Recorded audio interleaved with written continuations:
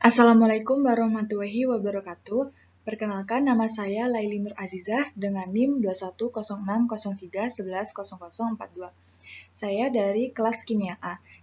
Pada video ini, saya akan menjelaskan tentang resun materi Kimia Dasar 2. Jadi, materi yang akan kita bahas yang pertama yaitu ada kekuatan asam basa. Yang kedua ada buffer. Yang ketiga ada keseimbangan asam basa. Dan yang keempat ada keseimbangan senyawa kompleks.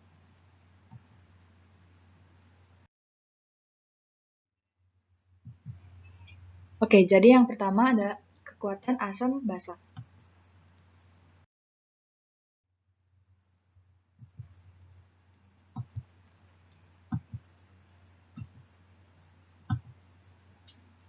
Jadi di sini sifat dari karakter suatu senyawa yaitu yang pertama, ketika senyawa larut dalam air, hal tersebut baru dapat dikatakan sebagai asam atau basa. Yang kedua, kekuatan asam bergantung pada kemampuan donor proton. Lebih besar donor proton, maka semakin tinggi kekuatan asam tersebut. Yang ketiga, kekuatan asam juga dapat dipengaruhi oleh pelarut, temperatur, struktur molekul dari suatu asam. Dan yang keempat, kekuatan asam yang akan kita tentukan yaitu yang pertama non-logam hibrida, oksoeksid, dan metal ion.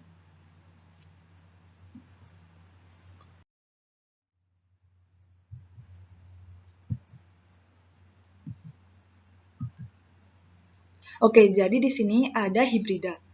Apa sih itu hibrida? Hibrida senyawa biner di mana tersusun atas atom hidrogen dengan unsur lain dengan sifat non-logam. Kuat atau tidaknya suatu atom dilihat dari kemampuan untuk melepaskan proton dilihat dari elektronegativitas. Jadi yang pertama, elektronegatif pusat non-logam E. Semakin membentuk kutub, semakin pula H+ dapat dilepaskan. Dan yang kedua, ada kekuatan ikatan EH. Jadi di sini terdapat contoh dari tabel periodik pada golongan 6A dan golongan 7A. Di sini terdapat panah atas dari kiri ke kanan. Hal tersebut menunjukkan elektronegatif meningkat, maka kekuatan asam juga akan meningkat. Serta di sini terdapat panah dari atas ke bawah yang menandakan bahwa kekuatan ikatan menurun, maka kekuatan asam akan meningkat. Mengapa demikian? Karena semakin ke bawah ikatan akan semakin panjang dan lemah. Jadi H+ mudah untuk dilepaskan. Contohnya, di sini HF lebih besar daripada HCl dan HCl lebih besar daripada HBr dan HBr lebih besar daripada HI.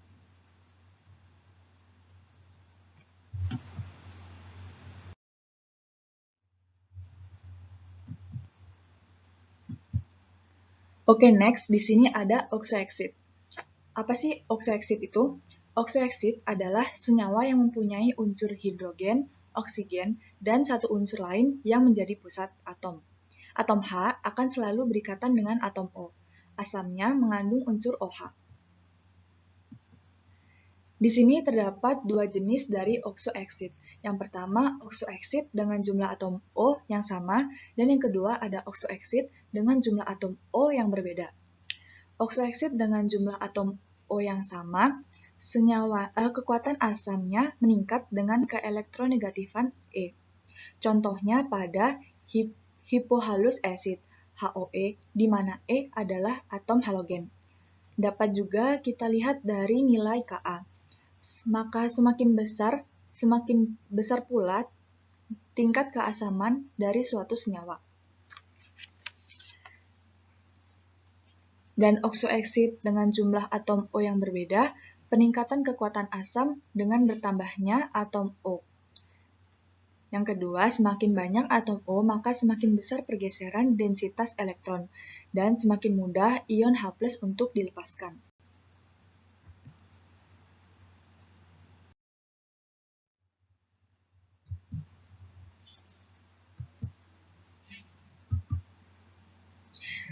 Dan yang ketiga, kita akan membahas tentang ion logam yang terhidrasi. Ion logam tertentu yang larut di dalam air adalah senyawa asam, karena mempunyai kekuatan untuk mentransfer ion H+ ke dalam air. Contohnya di sini ada MnO3n, atau kita dapat menyebutnya sebagai metal nitrat yang larut dalam air. Pada ion logam yang terhidrasi ini menganut konsep dari Bronsted-Lowry. Karena muatannya yang tinggi, dapat menarik awan elektron dari ikatan H pada molekul air.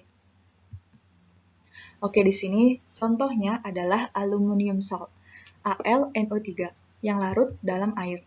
Di sini terdapat reaksi AlH2O6 dengan ion 3+ ditambah dengan H2O mengalami reaksi dan menghasilkan AlH2O5OH dengan ion 2+ ditambah dengan H3O-.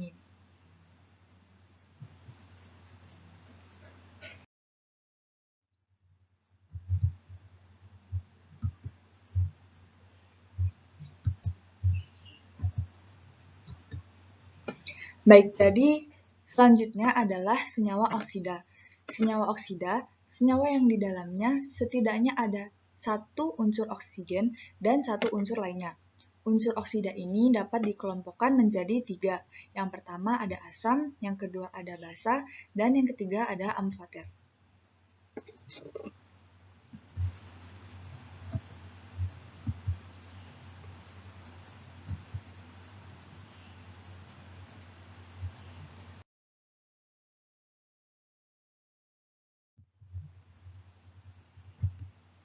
Oke, yang pertama kita akan membahas tentang asam oksida. Asam oksida adalah oksida yang bereaksi dengan air sehingga membentuk asam. Di sini terdapat contoh dari reaksi CO2 ditambah dengan H2O menghasilkan H2CO3 dan SO3 ditambah dengan H2O atau yang kita kenal dengan air menghasilkan H2SO4. Oksida yang bukan logam mempunyai jumlah elemen asam yang tinggi. Contohnya pada N2O5, SO3, dan Cl2O7. Baik, yang kedua ada basa oksida. Apa itu basa oksida? Basa oksida ketika bereaksi dengan air akan membentuk basa. Oksida logam yang ada pada alkali tanah sebelumnya bersifat basa, kecuali pada BeO. Contoh reaksinya di sini ada Na2 ditambah dengan H2O menghasilkan 2NaOH. Dan BaO ditambah dengan H2O menghasilkan BaOH3.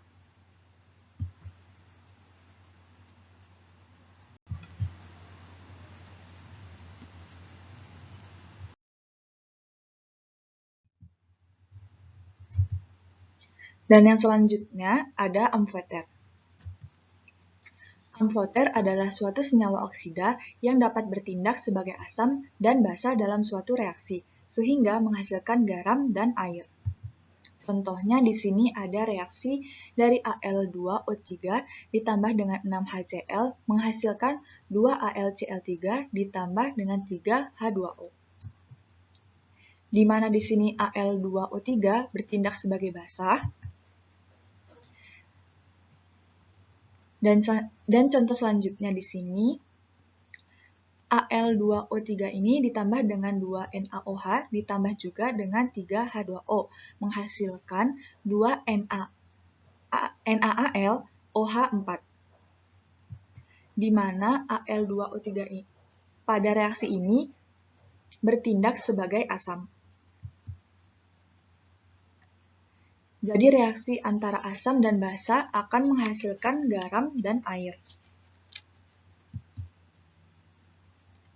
Contohnya di sini juga ada CO2 ditambah dengan 2NaOH, di mana NaOH di sini bertindak sebagai basa akan menghasilkan Na2CO3 ditambah dengan H2O, di mana di sini Na2CO3 bertindak sebagai garam dan air, H2O.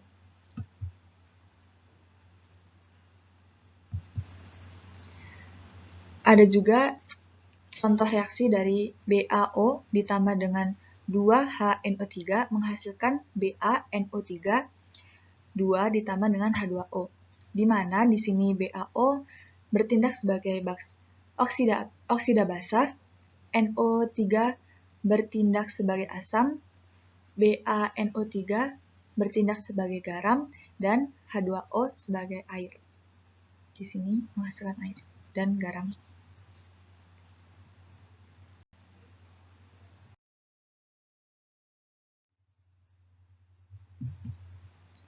Dan yang selanjutnya ada klasifikasi garam. Jadi garam mempunyai beberapa klasifikasi, yaitu yang pertama ada garam dari hasil larutan netral. Hasil dari larutan netral ini dari asam kuat dan basa kuat. Contoh reaksinya seperti NaNO3. Di sini jika diuraikan akan menghasilkan Na+ ditambah dengan NO3-. Dan yang kedua ada garam yang dihasilkan dari larutan asam, yaitu yang terbentuk dari larutan asam kuat dan basa lemah. Contoh dari reaksinya di sini NH4Cl, di mana bila kita uraikan akan menghasilkan NH4+ ditambah dengan Cl-. Dan yang ketiga ada garam yang dihasilkan dari larutan basa. Di sini larutannya terdapat larutan asam lemah dan basa kuat sehingga menghasilkan garam dengan larutan basa. Contoh reaksinya ada NaCN, di mana jika kita uraikan akan menghasilkan Na+ ditambah dengan Cn-. Dan ada pula garam yang dihasilkan dari asam lemah dan basa lemah.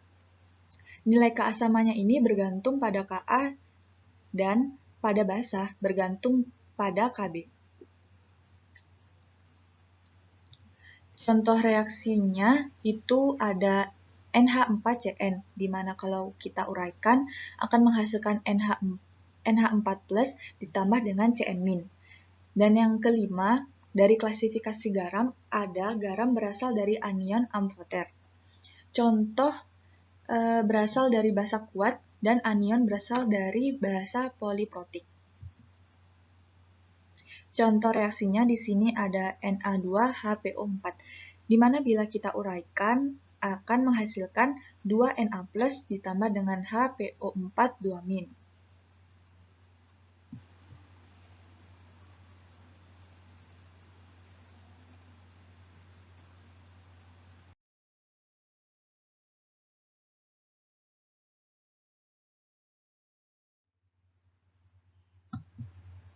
Di sini terdapat satu contoh soal, yaitu tentukan larutan dari NaCH3COO dengan nilai Ka dari NaCH3COO sebesar 1,76 dikali 10⁻⁵.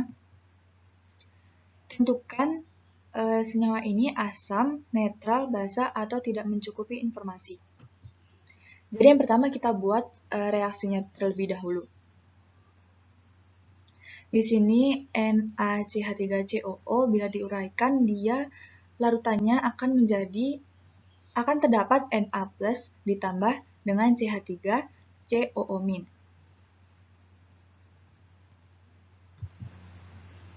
Jadi bisa kita katakan bahwa NaCH3COO adalah larutan basa.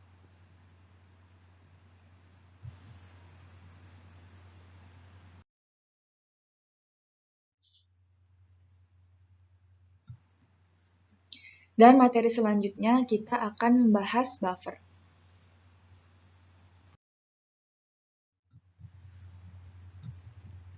Okay, so before we will discuss about buffers, let's take a look equilibria of acid-base buffer first. Okay, the first one, what a buffer is and how it works. Second, Henderson-Hasselbalch equation. Third, calculating pH of buffer solution. Fourth, buffer capacity and buffer range. And the last, preparing a buffer.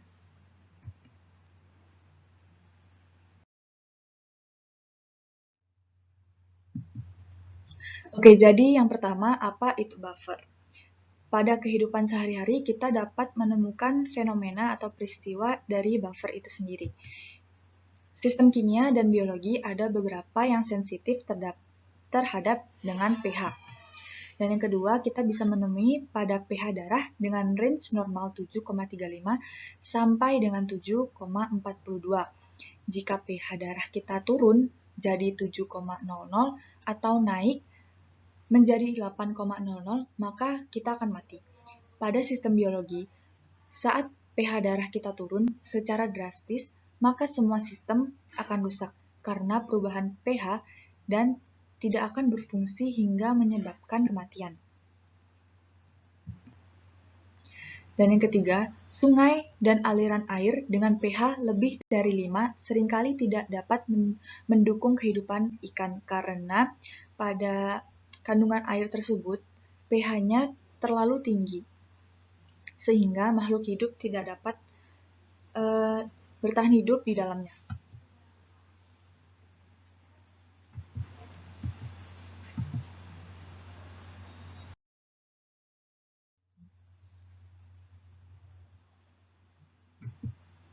Oke, jadi yang kedua ada perbandingan larutan. Pada pembahasan pertama, the effect of adding acid or base to an unbuffered solution. Efek dari menambahkan asam atau basa pada larutan selain buffer atau larutan penyangga. Yang pertama ada 100 ml HCl yang dilarutkan pada pH 5. Jika ditambahkan asam kuat sebanyak 1 ml, mengalami penurunan menjadi pH-nya 2. Dan ditambahkan basa kuat sebanyak 1 ml akan mengalami penaikan menjadi pH-nya 12. Dan pada pembahasan kedua, the effect of adding acid or base to a buffer solution. Yang ke pembahasan kedua, efek dari penambahan asam atau basa pada larutan buffer. Itu terdapat 100 ml sampel buffer asetat dengan molaritas 1M CH3COOH dicampur dengan 1M CH3COONA. Diatur hingga pH-nya menjadi 5. Oke, jika ditambahkan asam kuat sebanyak 1 ml akan mengalami sedikit penurunan pH menjadi 4,98 dan jika ditambahkan basa kuat sebanyak 1 ml sama akan mengalami kenaikan menjadi pH-nya 5,02.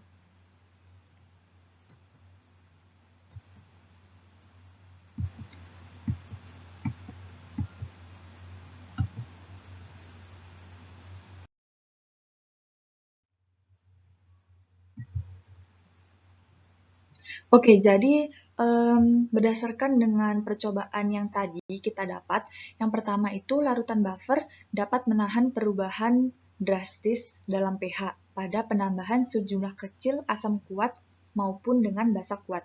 Dan yang kedua, umumnya sistem buffer terdiri dari 1, asam lemah atau basa lemah, dan 2, dengan konjugatnya atau dengan garamnya. Dan buffer itu bekerja karena sejumlah besar komponen asam, Ha dan basa A masing-masing mengonsumsi sejumlah kecil OH atau H yang ditambahkan pada masing-masing larutan.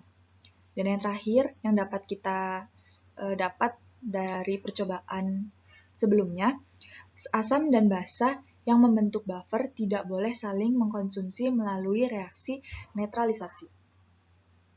Jadi sekarang di sini buffer sendiri atau larutan penyangga itu mempunyai beberapa jenis.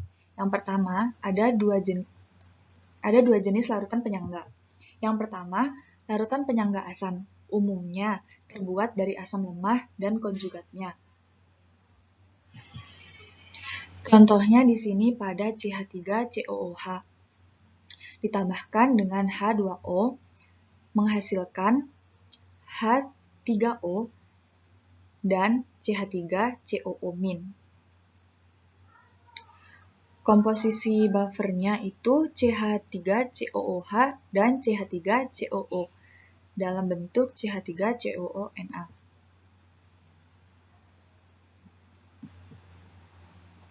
Dan jenis yang kedua ada larutan penyangga basa. Umumnya ini terbuat dari basa lemah dan konjugatnya. Contohnya di sini ada NH3 ditambah dengan air atau H2O akan menghasilkan OH- plus NH4. Di mana komposisi buffernya NH3 dan NH4 plus dalam bentuk NH4Cl.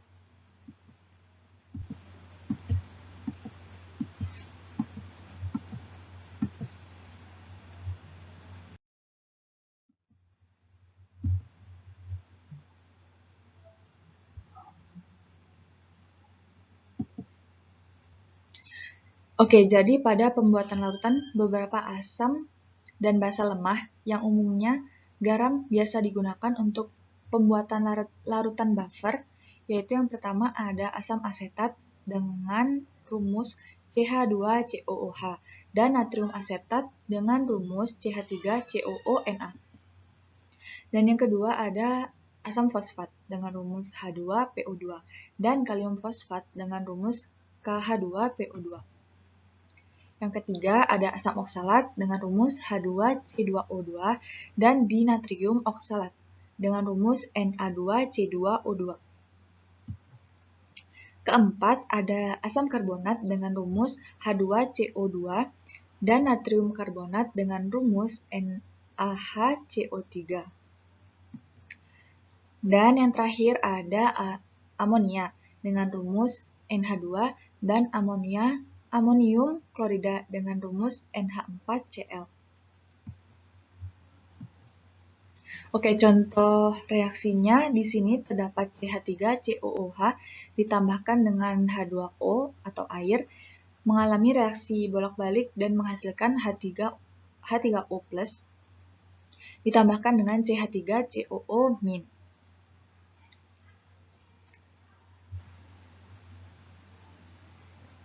Dan di sini asam asetat merupakan asam lemah dan posisi kesetimbangannya cenderung ke kiri. Oleh karena itu, konsentrasi ion asetat kecil.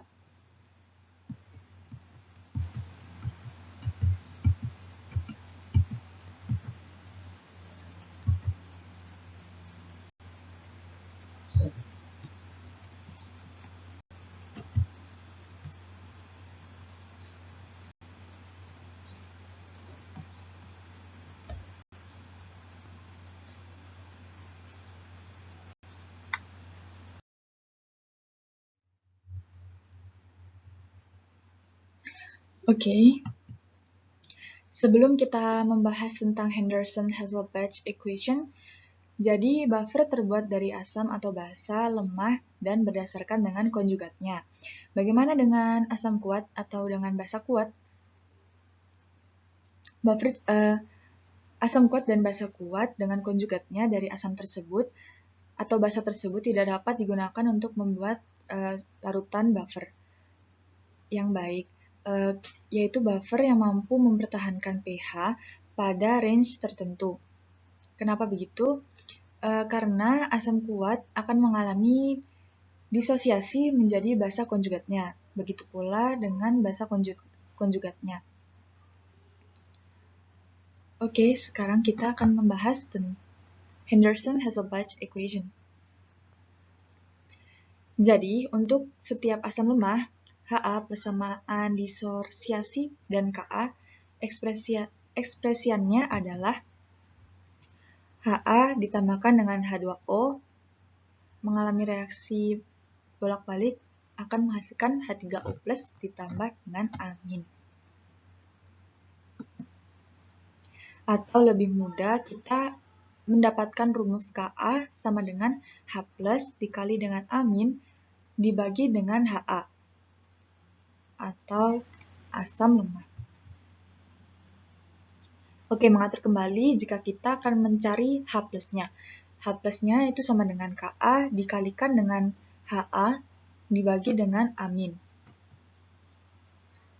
Jika ditambahkan dengan min log akan menjadi min log dikali dengan H+ sama dengan min log Ka dikurang dengan log Ha per amin.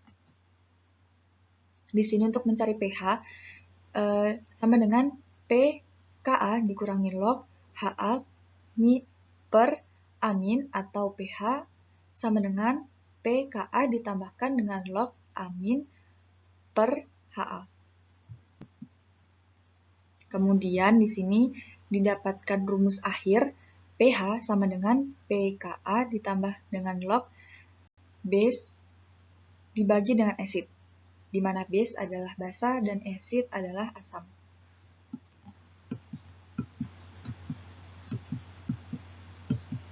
Oke.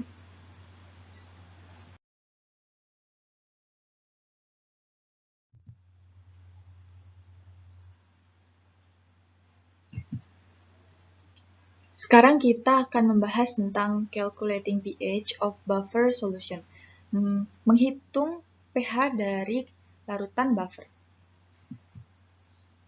Di sini terdapat soal diketahui 1 mol HCOOH dan 0,50 mol NaCO ditambahkan ke air dan diencerkan hingga 1,0 liter.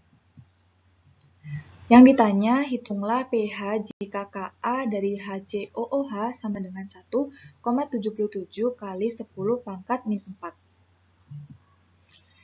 Jawab. Yang pertama kita tulis terlebih dahulu yang sudah diketahui dari soal, yaitu HCOOH 1 mol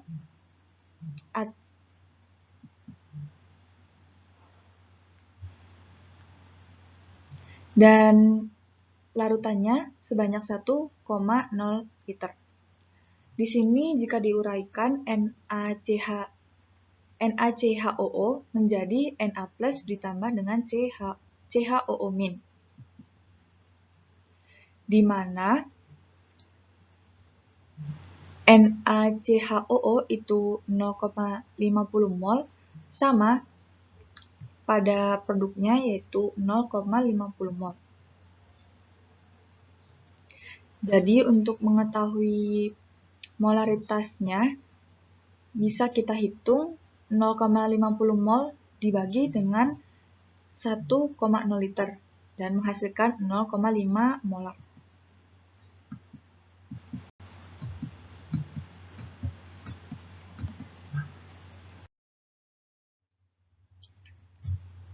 Di sini kita buat reaksi mula-mula sampai dengan kesetimbangannya.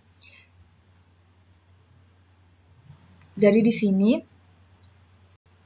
HCOOH ditambahkan dengan H2O menghasilkan produk H3O ditambahkan dengan HCHOO, di mana konsentrasi awal dari HCOO itu di sini 1,0 dan di sini 0, di sini diketahui 0,50. Pada saat perubahan, di sini min X karena belum kita ketahui, dan di sini plus X. Di sini juga plus X. Pada saat kesetimbangan, didapatkan 1,0 dikurangi X, dan di sini X, dan di sini 0,50 ditambah X, karena X belum kita ketahui.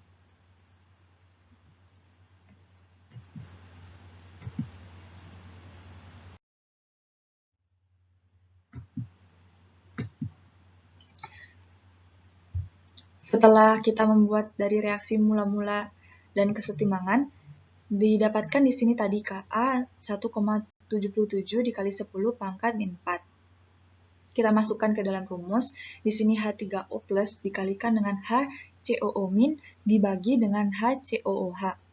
Di sini sama dengan X karena belum diketahui, ditambahkan dengan 0,50 ditambah X per 1,0 min X. Di sini menghasilkan X dikali 0,50 dikurang 1,0.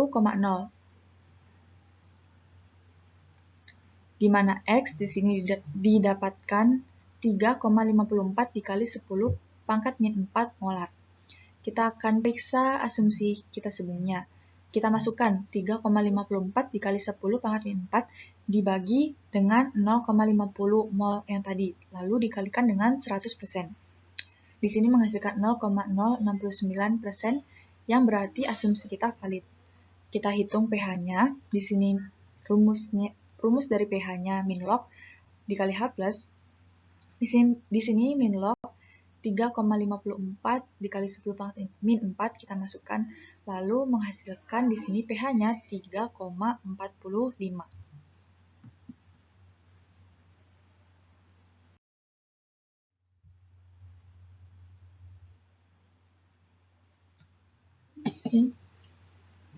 Oke, selanjutnya ada buffer capacity and buffer range.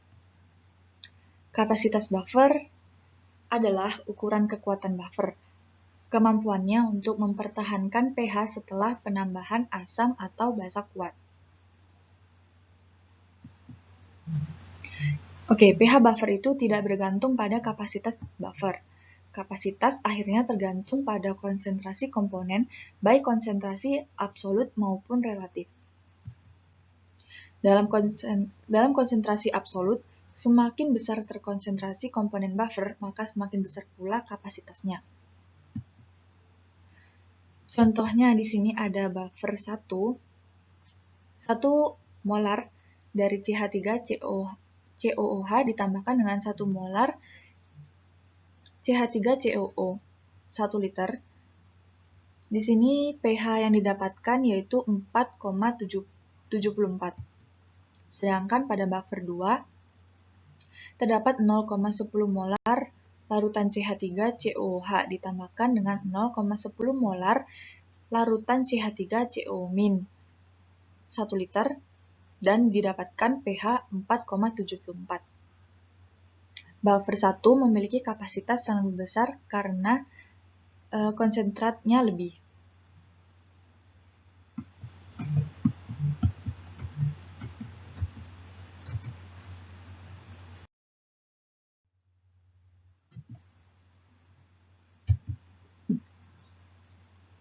Jadi, dalam konsentrasi relatif, semakin dekat konsentrasi komponen satu sama lain, semakin besar pula kapasitasnya.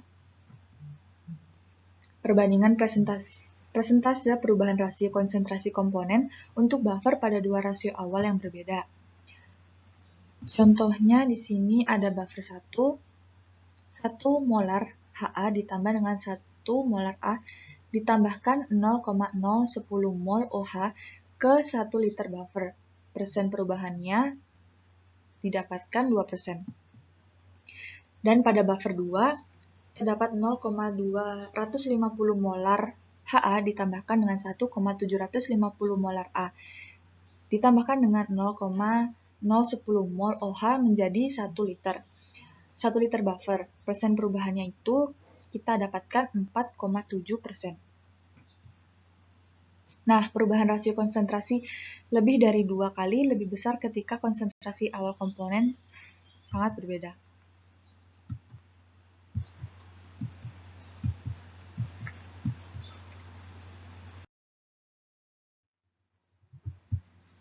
Oke, kita akan lanjutkan pada materi kesetimbangan kelarutan.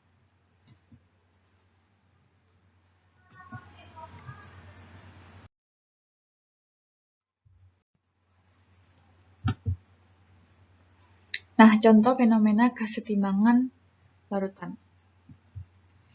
Dari pembentukan kidney stone atau batu ginjal terjadi karena di dalam darah banyak mengandung kalsium fosfat atau kalsium oksalat karena jumlah yang banyak lalu cenderung mengendap. Lalu fenomena yang lain yaitu pembentukan gula. Lalu komposisinya itu kalsium karbonat dan ini bereaksi lalu mengendap. Dalam jangka waktu yang lama maka gula ini dapat terbentuk. Maaf, di sini ada typo. Nah, banyak dari zat-zat yang terlarut memiliki batasan untuk larut pada pelarut tertentu, termasuk ion, compound. Ketika senyawa ion larut dalam air, senyawa ion akan mengalami ionisasi untuk menjadi ion penyusunnya. Contohnya pada NaCl, dia akan terurai menjadi Na+ dan Cl-. Dan ketika suatu ion yang dilarutkan dalam air dalam jumlah lebih Lalu larutannya akan menjadi jenuh.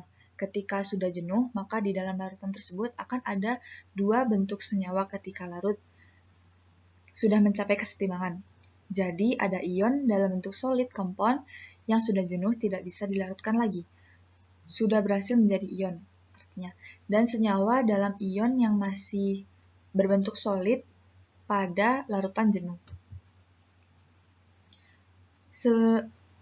Beberapa senyawa ion sifatnya sedikit larut di dalam air. Ketika senyawa tersebut mencapai kesetimbangan, hanya ada senyawa ion dalam jumlah yang sangat kecil.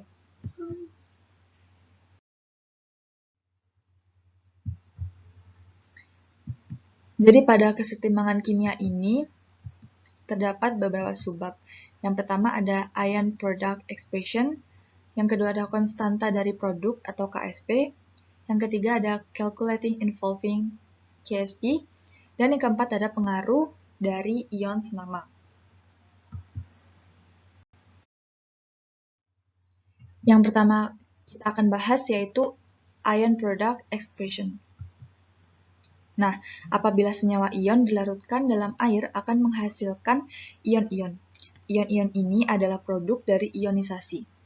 Produk ion atau yang kita lambangkan dengan Q mempresentasikan molar dari ion-ion yang terbentuk, di mana konsentrasi ini dipengaruhi oleh koefisien stoikiometri. Contohnya pada PbF2. Dia akan teruraikan menjadi Pb2+ ditambah dengan 2F- dalam keadaan jenuh. Ketika PbF2 dilarutkan dalam air, maka akan mengalami ionisasi. Dan pada saat keadaan setimbang, didapatkan rumus Q3 sama dengan Pb2+ tadi dikali dengan F min pangkat 2 dibagi dengan PbF2. Bisa kita lihat di sini rumusnya. Ya. Lalu nah, ini yang dimaksud ion produk dipengaruhi oleh koefisien stoikiometri. Ketika suatu larutan jenuh, maka nilai QSP akan sama dengan konstanta kelarutan dari produk atau KSP. Nah, di sini QSP ini dapat kita katakan sama dengan KSP.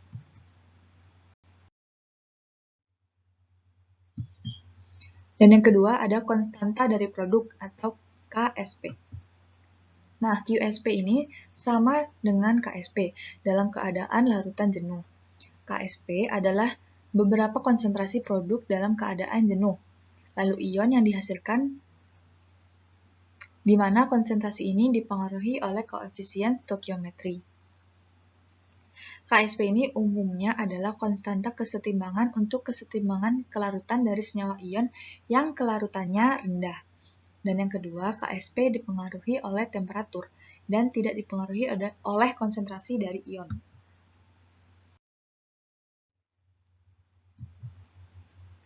Dan yang ketiga adalah konstanta dari produk atau KSP.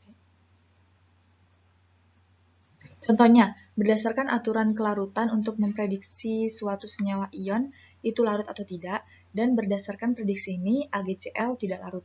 Tetapi meskipun dibilang tidak larut, sebenarnya AgCl bila dilarutkan dalam air masih bisa larut, tapi sangat sedikit kelarutannya. Dan ketika suatu larutan menjadi jenuh, dalam kondisi setimbang AgCl akan mengalami ionisasi menjadi Ag+ dan Cl-. Ketika dalam keadaan jenuh akan terbentuk ion, namun ionnya sangat sedikit, dan juga AgCl yang masih belum larut, karena AgCl sulit untuk dilarutkan.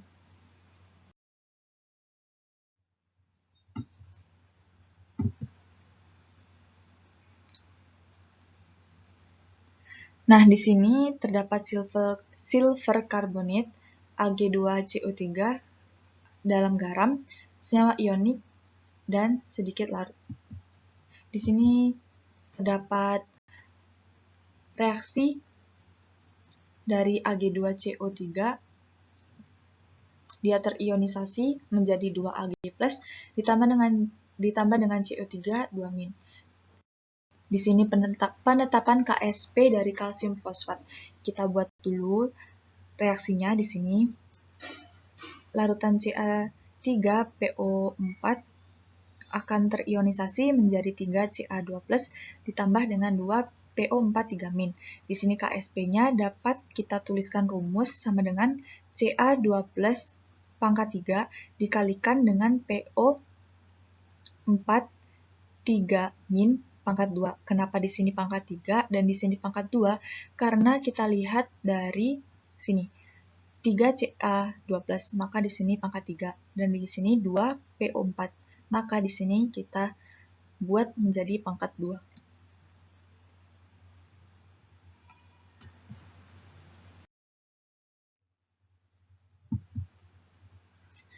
Nah, yang selanjutnya, calculating involving KSP, atau menghitung dari KSP. Untuk menentukan nilai KSP adalah dengan cara mengukur kelarutannya. Seberapa banyak garam yang diperlukan supaya mencapai larutan yang jenuh. Molar solubility itu setara dengan banyaknya mol dari garam yang dilarutkan dalam 1 liter air dengan keadaan jenuh. Dengan asumsi dengan semua garam larut secara sempurna di dalam air untuk diubah menjadi ion.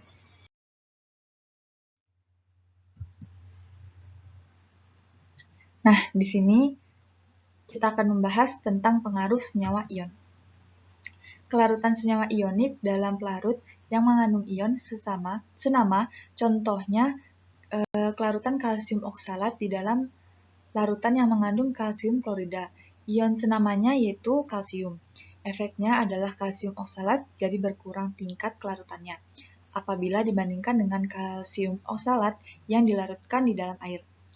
Dari prinsip Le-Chatelier adalah adanya penambahan ion senama ini dapat menurunkan kelarutan pada senyawa ionik.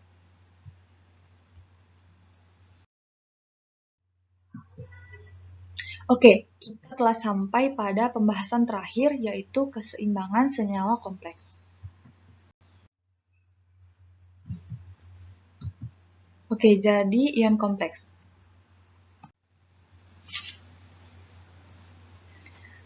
Jadi, ion sederhana terdapat satu atau beberapa ikatan, seperti Na+ atau CH3COO-. Ion kompleks terdapat ion logam pusat sampai 2 anion atau molekul, dinamakan dengan ligands. Contoh dari ligands ini adalah hidroksida, klorida, dan ion sianida. Ligands juga dapat berbentuk molekul. Contohnya kompleks ion CrNH3 6 3+. Di banyak kasus ketika kita memperlakukan kation terhidrasi dengan larutan selain ligan, ikatan molekul air akan tergantikan.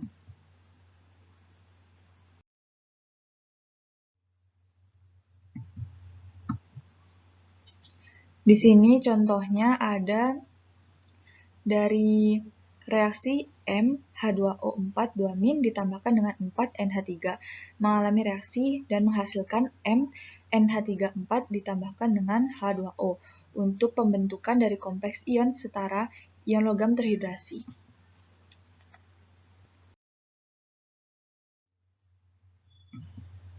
Di sini kita mendapatkan persamaan dari MH2O X N+ ditambah dengan XL mengalami reaksi dan menghasilkan produk MLX N+ ditambah X H2O, di mana Kf ini MLX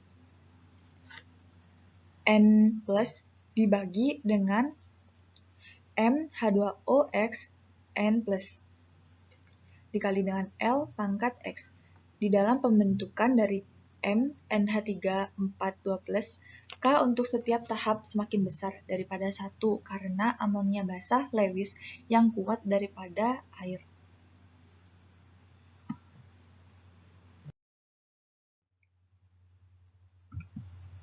Selanjutnya kita menuju contoh soal.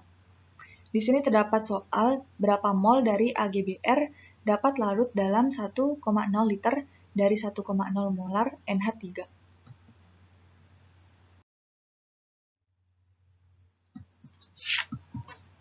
Pembahasannya di sini kita uraikan terlebih dahulu AgBr di sini. Di sini AgBr diuraikan menjadi Ag plus dan Br min dengan KSP-nya 5,4 kali 10 pangkat min 13. Mendapatkan kompleks ion, di sini Ag plus ditambahkan dengan 2 NH3 menghasilkan AgNH3 2 plus dengan Kf 1,6 dikali 10 pangkat 7. Jika kita reaksikan lagi di AgBr, teruraikan menjadi Ag plus dan Br min. Ag plus ini kita reaksikan dengan 2 NH3 menghasilkan di sini Ag NH3 2 plus. Nah, Kc sama dengan Kf dari Ag NH3 2 plus dikalikan dengan Ksp dari AgBr. Di sini kita masukkan nilainya 1,6 dikali 10 pangkat 7 dikalikan dengan 5,4 dikali 10 pangkat min 13. Menghasilkan 8 dikali 10 pangkat min 6. Kita buat reaksi mula-mula dan kesetimbangannya. Di sini AgBr ditambahkan dengan 2 NH3 menghasilkan produk Ag NH3 2 plus ditambahkan dengan Mir. Di mana mula-mula dari NH3 tadi 1 dan di sini 0, di sini juga 0 dan waktu bereaksi menghasilkan min 2x. Di sini x dan di sini x. Kenapa x? Karena belum diketahui. Dan di sini hasil akhirnya 1,0 dikurangi 2x, di sini x dan di sini juga x. Kita masukkan pada rumus Kc, di mana rumus Kc ini sama dengan Ag NH3 2 plus dikalikan dengan Br bagi dengan NH3 pangkat 2 sama dengan 8 kali 10 pangkat 6. Karena Kc-nya tadi sudah kita hitung di awal. Kita akan mencari nilai dari X tersebut.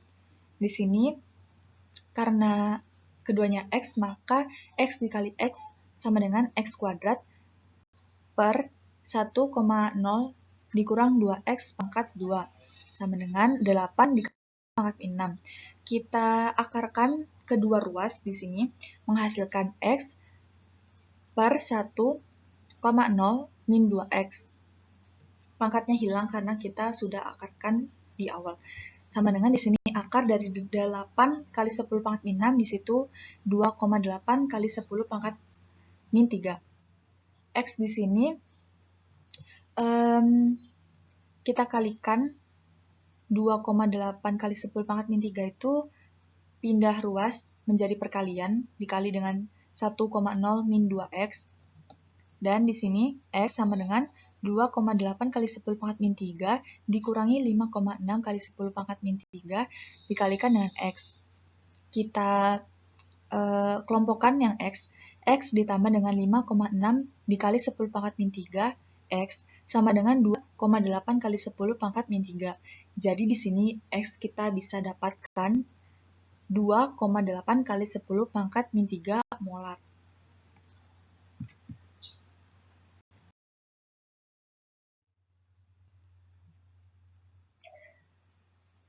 Baik, itulah penjelasan materi tentang kimia dasar 2.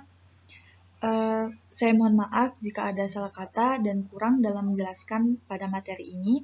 Thank you for your attention. Wassalamualaikum warahmatullahi wabarakatuh.